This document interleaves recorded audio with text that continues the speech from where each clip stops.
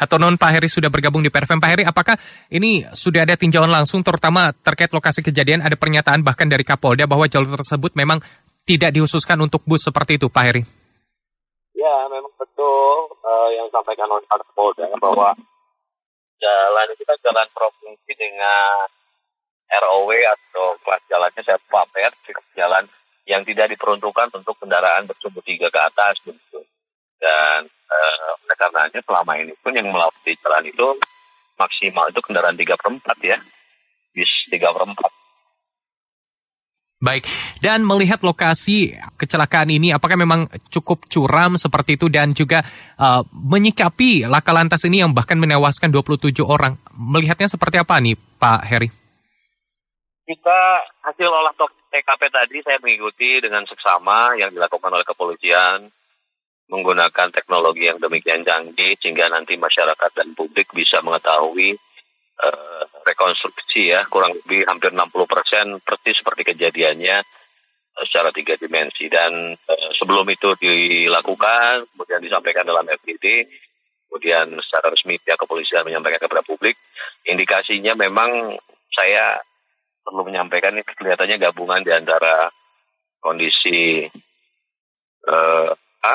kondisi jalan yang menurun curam dan hujan yang deras, kondisi kendaraan dan juga mungkin juga kondisi dari krunya dan lain sebagainya begitu ya. Dan ini nanti akan dipastikan setelah FGD ya.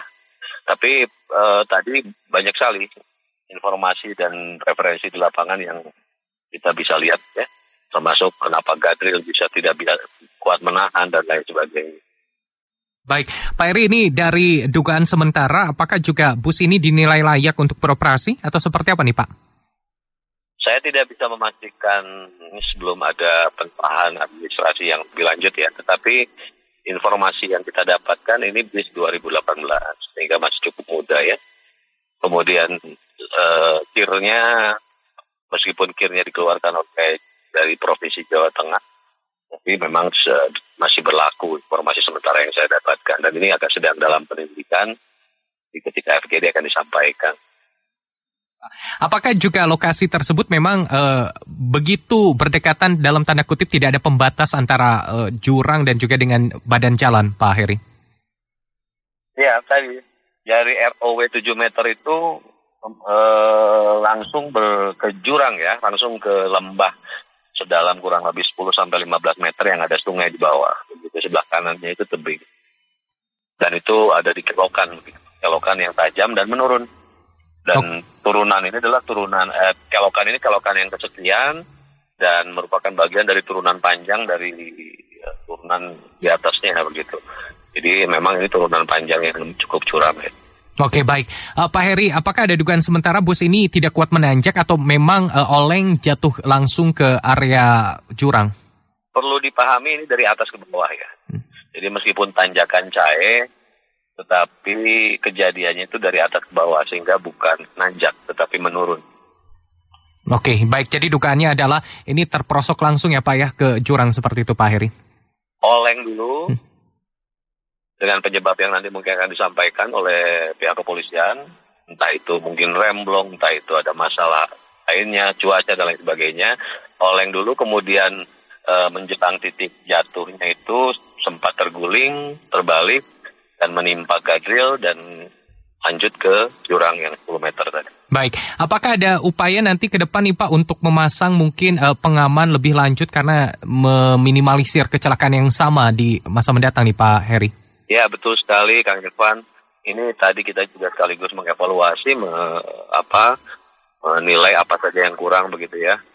Karena untuk jalur menurun seperti ini, teknologi Gadril dan kemudian dengan karakter tumbukan yang seperti terjadi tadi malam, saya pikir Gadril manapun dengan teknologi konvensional manapun tidak akan mampu menahan beban berat tersebut ya. Dan oleh karenanya kita nanti akan kita berdiskusi dengan kementerian apa yang bisa kita lakukan untuk karakteristik rawan kecelakaan seperti ini, yang mana fondasinya pun mungkin tanah biasa, otomatis ketika menahan beban seperti bis besar seperti ini, saya kira tidak akan mampu menahan. Baik, apakah mungkin akan dipasang? Lower barrier Pak? Atau seperti apa nih Pak? Roller barrier mungkin akan bisa berfungsi maksimal untuk titik-titik seperti ini. Karena bagaimanapun juga roller barrier ini kan untuk mengurangi efek tumbukan ya, sehingga mengalihkan menjadi efek gerak ke arah yang berlawanan arah sesuai dengan pergerakan.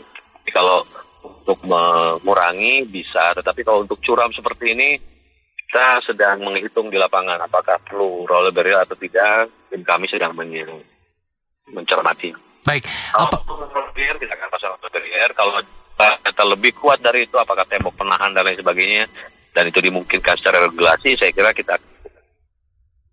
Baik, Pak Heri, ini karena tadi dinyatakan bahwa bus ini memang sebetulnya jalur bukan untuk bus seperti itu. Apakah ini berarti adanya pelanggaran memasuki lajur tersebut atau seperti apa nih Pak?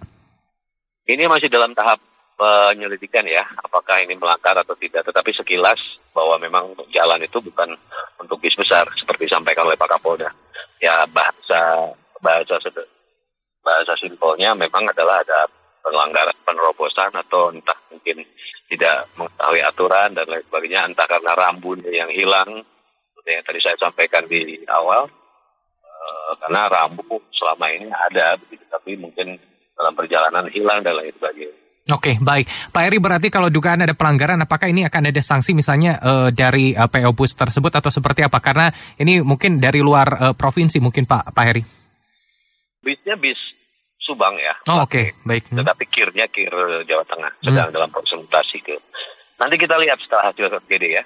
Saya tidak bisa memastikan apalagi berkaitan dengan sanksi dan lain sebagainya. Baik. Di lokasi saat ini seperti apa nih Pak? Informasinya apakah juga sudah selesai dilakukan olah TKP? Saat ini terakhir olah TKP, saya meninggalkan lokasi kurang lebih jam 12, itu masih berlangsung. Terutama memetakan menggunakan teknologi, saya lupa namanya PAA atau apa, yang dilakukan oleh kepolisian untuk memetakan tadi secara kontur 3 dimensi untuk bisa melakukan rekonstruksi secara computerized, sampaikan kepada publik nanti bagaimana hasilnya. Dan juga evakuasi kendaraan. Kalau evakuasi korban, terakhir tadi sekitar jam 7.08 ada yang masih terhimpit sejak semalam. Satu orang korban ke-27 sudah berhasil ditarik begitu ya. Dan dari 27 ini 26 sudah dikembalikan kepada keluarganya dan dimakamkan. Kemudian juga pihak jasa harja juga dalam waktu cepat-cepatnya 1 hari yang sudah menyelesaikan administrasi penggantiannya. Kemudian juga untuk yang luka-luka 39 orang ini kurang lebih 16 masih 26 masih di rumah sakit, sisanya sudah diperkenankan pulang begitu. Dan evakuasi kendaraan yang sekarang masih dilakukan, apakah akan menggunakan kren atau lainnya, misalnya dimutilasi dan lain sebagainya. Baik,